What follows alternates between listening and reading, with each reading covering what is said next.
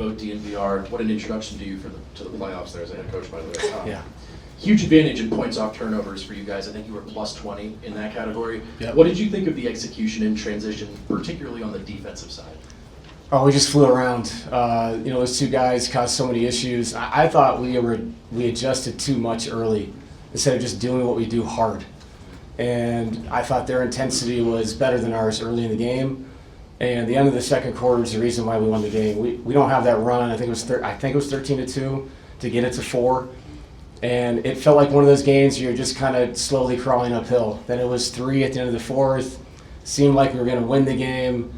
Tied. It just felt like it was incremental steps to win a basketball game. So it wasn't pretty on either end, or for either team. But you just got to make enough plays to win.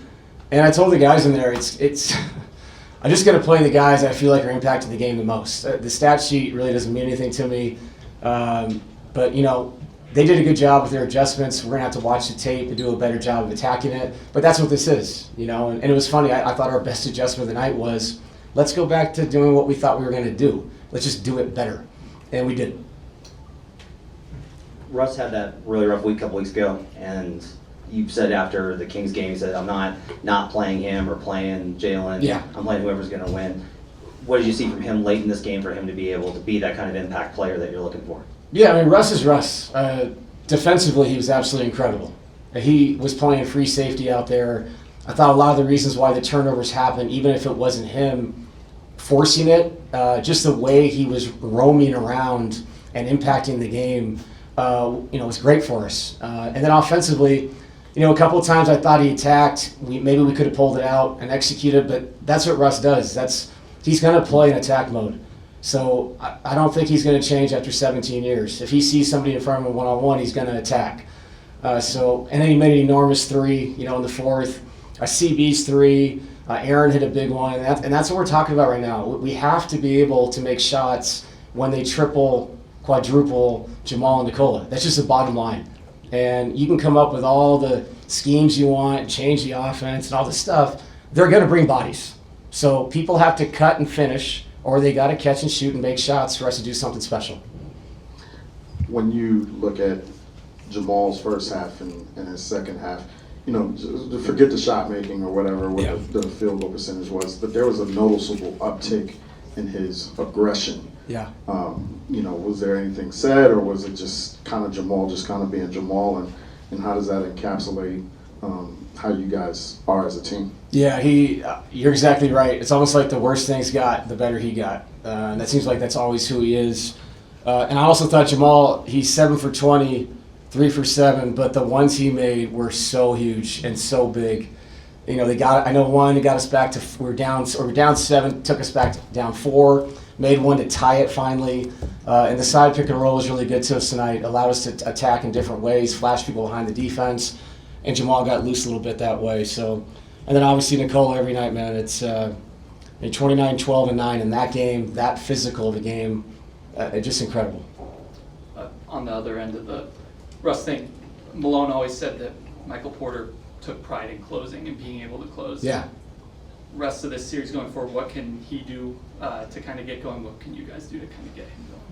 Well, I think obviously, everybody has to engage the game, and I think everybody takes pride in finishing games on our team. And if Jalen Pickett has a night, he's going to finish the game. That's just it. That's the bottom line. It's the guys that are playing the best at that time are going to finish. And I thought the runs that were made, I was going to go back to Mike at the end of the second, and we made a run. And it's like you can't stunt runs when things are happening. And then I felt bad for Mike because he sat so long. There was a couple situations late game. Do you throw him back in? Is that fair? Is that fair to somebody and the ball finds them and they've been sitting for not game time but real lifetime 40 minutes? So there's two ways to look at that. You can say, well, I chose not to play Michael, or you can say, should I put Michael in a really unfair situation? Should I do that to him? I don't think so. And so I think the 5 guys that finished did their job, and we won this game defensively. We really did, and with timely shots from guys that aren't named Jamal and Nikola. Coach, Nikola was involved in 2 plays that were pretty strange. I think one where he got hit in the face and then it's on the ground. They started the 5-second clock and he kind of threw it in, ended up getting a technical. Yeah. And then the other where the Clippers bench is holding onto the ball. Yeah. What did you make of those plays and sort of how he handled them and how the the refs controlled the game there. Right, we watched it. He got hit. It wasn't intentional. Derek just caught him. And I think he thought there would be a call after the play, and there was no call.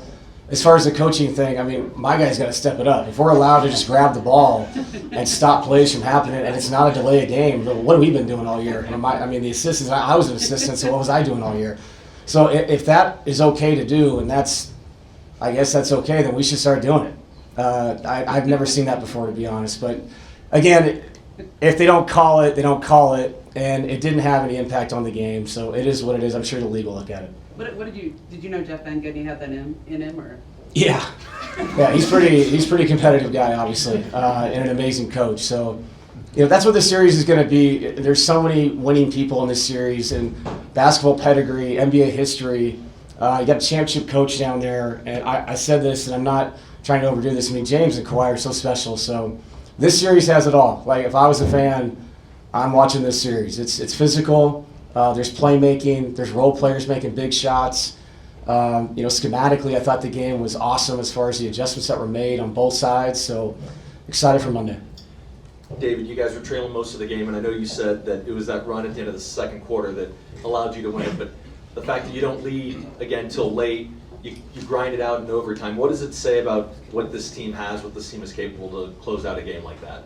Yeah, I'll say it again. It's just stay connected in tough times. I mean, it really is. That's what it is. In the playoffs, the timeouts are so long. There's so much conversation that, it can kind of go sideways when things aren't going well. You got 3.5 minutes to talk to each other in a really intense moment. And I thought the guys did a good job of pushing each other the right way. And we have to do that throughout this series. This is going to be extremely tough. We know that. And I thought I saw that the last 3 games, which were playoff games, to get into this thing. And that's the key, man. Go out and play and all that stuff, but stay together and cheer for the guy that's out there if you're not out there. Help that guy, talk to him. So that's what it takes. And if that's what it takes to win 4 times, let's do it. Let's stay together. So, David in the back on your right. Oh, sorry. Yeah, no, you're good. You just kind of touched on staying there, cheer the guy on, whatever. So when you have players that aren't as engaged because the night's not going their way, in this case it happened to be Mike, and you're focused on what's going on the court, how do you get a guy back in that's maybe hanging out at the end of the bench and not that engaged with what's going on? And in this case, I'm saying, but in general, to keep a guy that isn't having their best night in the huddle and around. Right. I'll be honest. I'm coaching the game. So guys have to stay engaged themselves. These are grown men trying to win a basketball game on a team.